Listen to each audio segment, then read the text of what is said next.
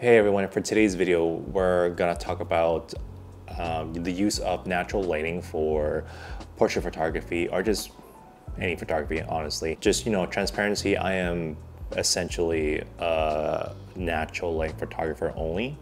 Well, 90% of the time. I do use flash, depending on if I need to, or use in-studio lighting, but I much prefer using natural lighting that's come from the sun or, Mother Nature itself. And also, I'm not going to talk about any gear or what camera I use, what focal lengths, whatever I did. It doesn't matter, because what matters is how to take advantage of the beautiful lighting that comes from the sun. That could happen in the morning, midday, sunset, or even indoor studio that has a lot of windows and whatnot for natural light to come into the studio. Right? And it's very important that I establish that, because yes, gear does matter at some point, but 90% of the time, if your lighting sucks, your photo is gonna suck, period. So with this video, I'm gonna show you guys how I achieve the look of my photos based on lighting situations. It could be outdoors or indoors. So none of this, if I use this camera for my portraits, or using an old film point and shoot for this, you see here, or this potato camera right here. I don't know if you can see this potato camera, or lens I used, right? None of that matters. So it's all about how to take advantage of natural lighting, strike the balance between your highlights, black and shadows, and just make your image overall aesthetic pleasing. And anyways, yeah, let's get started. All right, let's get started with this first photo. This was taken close to the tail end of sunset at a beach. And the great thing about taking photos during sunset is because the sun isn't as harsh compared to, midday or mornings of the day. You don't have to worry about how harsh the sun would be when you try to position your subject. Because with taking photos during midday, for example, it gives such an unnatural, harsh look to your subject that a lot of people, including me, struggle with. Because at no point that it doesn't matter how much editing or process you do, it will ruin your image. It's very important to position your subject to where the sun is pointing, because it either makes or breaks the image. In this example here, marked in red arrows, this is where the sun is currently pointing at, and you can see on the subject, the right side, that the sun is lighting the part of her. It adds such a nice contrast look to the model and just the overall look. And the great thing about taking photos at the end of the sunset is that you could clearly see the beautiful blue-orange sky. Honestly, that's a big bonus. In this next photo, this took place around 10 a.m. in the morning. To be honest, I was surprised how bright it was at the time. This is a contrast from the first photo that was taken at the tail end of sunset. The first thing you must worry about is how to use the sun to your advantage. I positioned the model in a way that she isn't completely lit from the sun. Marked in red, the sun is currently positioned in a 45 to 60 degree angle, I believe. It beautifully added the highlights on her and providing a nice shadow to balance the image marked in yellow. I was really pleased how this turned out. Honestly, I was worried the sun would have been too harsh, but it was surprisingly gentle. Objective of all photos I've done, and maybe for you too, is to create a balanced look that doesn't look too flat or doesn't look too busy, just a well middle ground between your highlights, blacks, and shadows. This photo here is essentially the same one from the previous one, but shot in a different angle. It's the same idea for this one. Position your model to create a dynamic look to your photos by balancing the natural lighting to create beautiful shadows and define the look and feel of everything else. Take note on the red and yellow marks. Red for where the sun is pointing, and yellows are the shadows being created from the sun.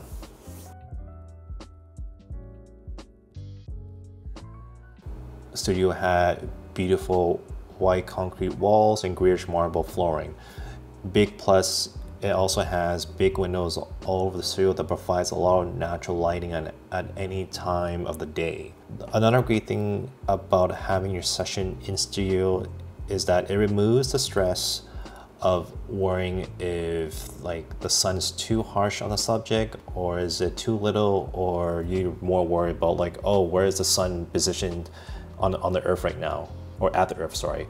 And sometimes it can really ruin your day, but within studio you have a little bit more flexibility of what you can do because of the fact that it's usually pretty fixed in terms of the overall lighting during midday or just any time of the day. I had Suki sit about 4 to 5 feet away from the window, and I placed a V flat to the other end to have light bounce off from it.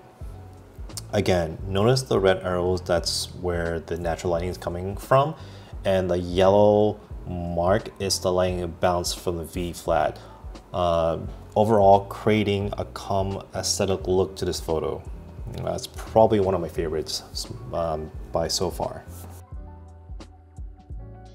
Another example in studio is that you can create more of a darker contrast look by having the subject lit and creating a gradient look from highlights to blacks.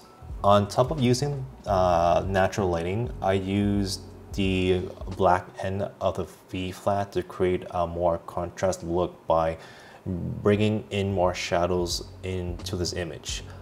One of my favorites because the overall look emphasizes the shape of the model. In this example, her entire right side is well lit by placing her by the window, and from there I would place a V flat to her left off camera. This is more of a balanced soft look to her. Not only you have to keep in mind how to balance the highlights and blacks, it's very important how you pose your models.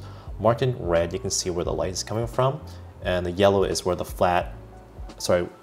is where the V flat is bouncing off the light to her. Balance is key. This one was one of the more difficult photos I had to compose because I was working with 2 models and I wasn't sure how to take advantage of the natural lighting in studio.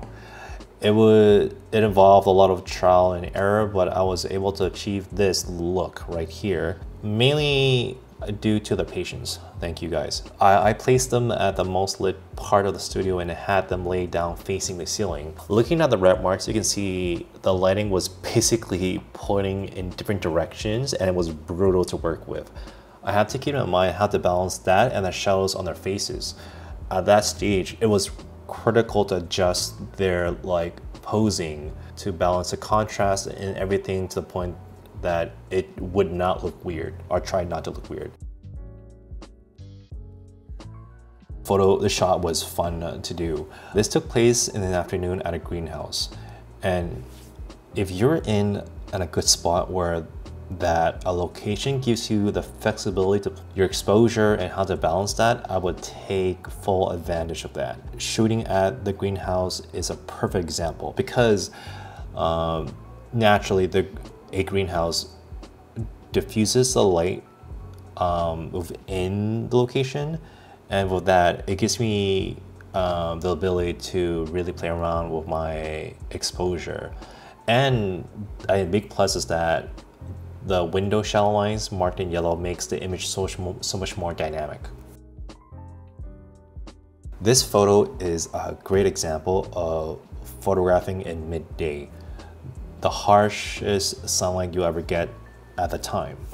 You can definitely shoot on location with sun being the brightest of the time. You just have to plan it out accordingly based on the location. An example is that I picked an empty rooftop in downtown. This rooftop specifically, the walls and ground is bright concrete. So essentially by default, it naturally acts as a V-flat that bounces the light to the subject. Marked in red, you can see that the sun is lighting the whole scene, but it doesn't have that harsh contrast look you typically get capturing photos midday. It's because the bright concretes and walls are bouncing that light towards the subject, giving the image an overall softer look. Key highlight for this is that plan accordingly based on location and the time of the day. This is one of my favorites straight out of Japan. It's always been a pleasure to work with Georgia whenever I'm in Tokyo. She's amazing. She's an amazing, kind person and very talented. That day in Tokyo, it was humid and the sun was out. I was just like melting at the time.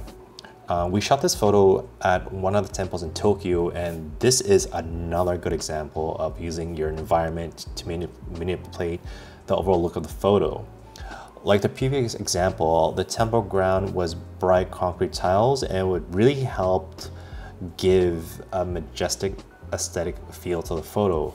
You can see marked in red where the sun is pointing, and the pink arrow shows the ground is working as a feed flag bouncing the light towards Georgia, creating such a balanced, soft look and not the harsh contrast look you would get from shooting on midday. Last but by far the craziest photos I've captured. Again, this was in the middle of the day. I noticed that the way the stairs look so unreal due to the harsh contrast between the highlights and shadows. It also helped that Katzen wore an outfit that matched the stairs and the aesthetics of it. Marked in red, you can see the vibe between the lit scene and the shadows below that. I was able to position her to meet halfway through that point to balance everything together. Overall, it just completed the whole image on its own, and it only took a few takes, but I was really proud of this photo. Just the fact that I used stairs. Who would have thought, like a simple stairs and just being there at the right time, the right place would create such a dynamic photo. All right, everyone. So there are 3 things you have to consider if you want to get better at using natural lighting for your portrait photography or just anything in general. 1. Plan out the time and the day of your creative session. This will make all the difference if you're achieving a certain look or aesthetics. Precision and adjust your model accordingly to where the sun is. You want to create a well-balanced look between the highlights and blacks and shadows to your photos to give more dynamic, balanced feel to it. Lastly, 3rd, location.